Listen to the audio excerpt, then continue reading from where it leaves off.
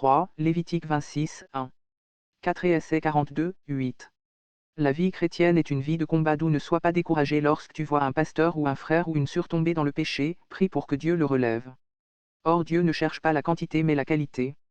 Nous ne suivons pas un pasteur mais plutôt Jésus car lorsque le pasteur tombe Jésus lui il n'est pas tombé.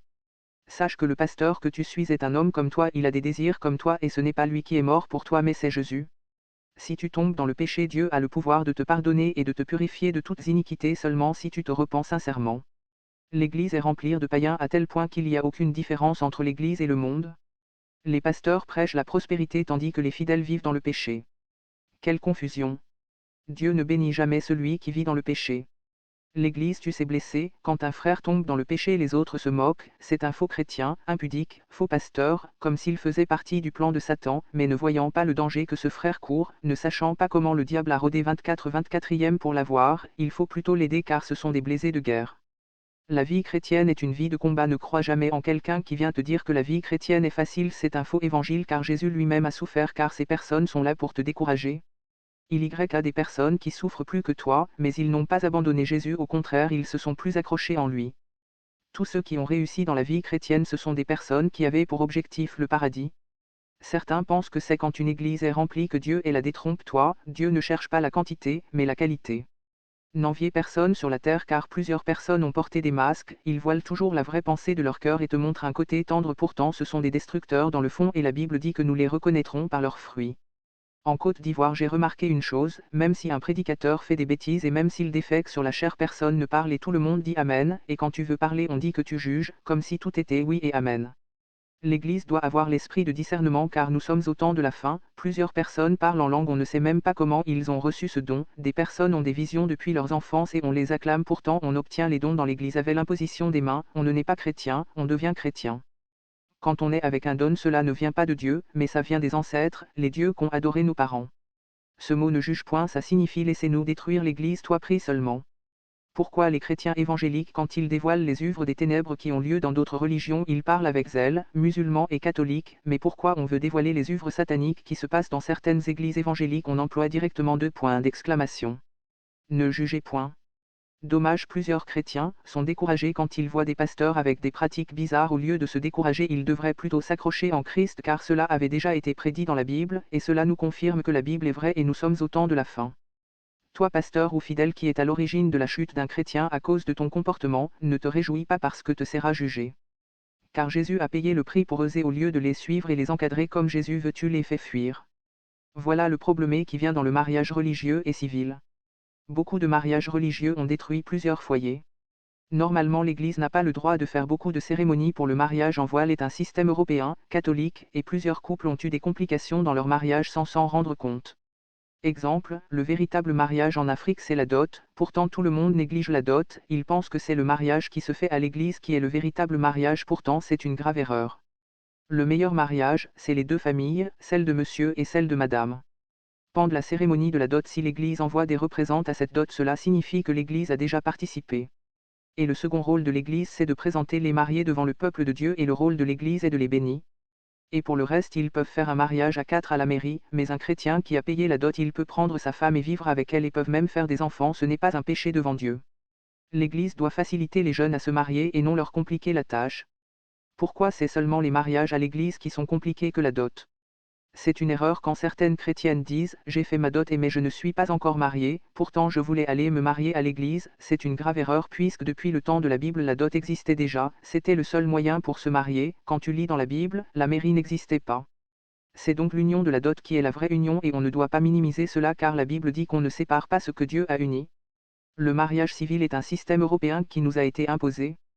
Quand la Bible dit qu'on ne sépare pas ce que Dieu a uni, on parlait de la dot et non le mariage civil ou religieux. Si un homme paye sa dot on ne doit pas le séparer de sa femme car c'est un mariage reconnu devant Dieu, parce qu'il y a la bénédiction des parents et de Dieu. Par contre la société civile sert seulement de témoin et l'Église bénit les mariés mais n'a pas un grand rôle à jouer. Remarque une chose, quand il s'agit de la dot l'homme et la femme ont peur et ça pousse les deux à implorer la grâce de Dieu et à jeûner afin que tout marche et ils sont humbles, c'est dans cette humilité que Dieu bénit. Mais quand il s'agit de mariage à l'église et la mairie c'est là où les problèmes commencent sans que les deux ne s'en rendent compte. La femme dira à l'homme avec orgueil, comme on le célèbre une seule fois, alors ça doit être une grande fête pour qu'on sache que je me marie, et le frère qui n'a rien ira prendre crédit afin de montrer aux gens qu'il a l'argent ou que la fête de son mariage a été très grande. Pourtant la Bible dit contentez-vous de ce que vous avez. La Bible dit, Dieu résiste aux orgueilleux et fait grâce aux humbles, vouloir aller prendre un crédit et pour montrer aux gens qu'il a de l'argent ça devient de l'orgueil et l'orgueil devient une porte pour détruire ton mariage sans te rendre compte. Alors la majorité des mariages qui se font dans l'église Dieu n'est pas dans ces cérémonies tout simplement parce qu'elle est basée sur l'orgueil, alors tous ceux qui font ce genre de mariage, avec orgueil, ouvrent une porte à l'ennemi pour les frapper. Et pendant la cérémonie le pasteur veut prouver que dans son église les gens se marient et les amis du marié aussi veulent prouver. Souvent le pasteur dit, s'il y a un pasteur dans la salle qu'il s'approche pour bénir le couple. C'est grave car le pasteur de la foule peut être un mystique ou encore peut avoir une vie impudique et en t'imposant les mains ils peuvent te communiquer sa malédiction et la vie qu'il mène. Pourquoi? Parce que le fondement de ce mariage était basé sur orgueil donc même si tu reçois des cadeaux envoûtés tu seras atteint.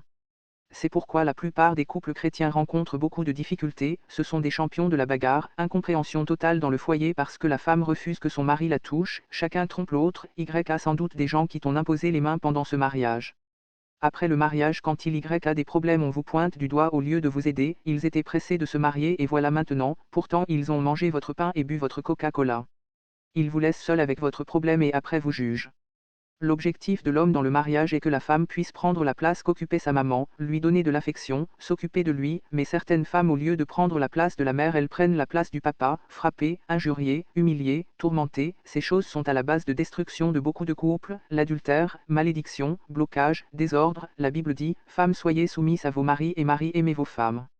Mais comment aimer une femme qui est insoumise? On peut chasser une femme insoumise d'un foyer. Certaines femmes chrétiennes insoumises ne vont pas commettre l'adultère car elles se disent que si on l'attrape avec un homme on peut la chasser, mais elles font souffrir leur mari par leur mauvais comportement et cette mauvaise attitude pousse le mari dehors. Pourtant la Bible dit que si ta main gauche est pour toi une occasion de chuter coupe-la, c'est-à-dire elle t'induit dans le péché et elle s'en lave les mains, elle te livre à Satan et toi qui nommais cette erreur tu ne seras pas épargné au jour du jugement. L'Église donne beaucoup plus raison à la femme et ne cherche pas à connaître le fond des problèmes de couple. Pourtant certaines femmes utilisent le mensonge comme le 10e don spirituel. Mais plusieurs hommes chrétiens n'aiment pas travailler et veulent se marier et pensent que la femme va manger alléluia et cela emmène aussi des insoumissions de la part de la femme dans le couple. Témoignage, un pasteur à Abidjan.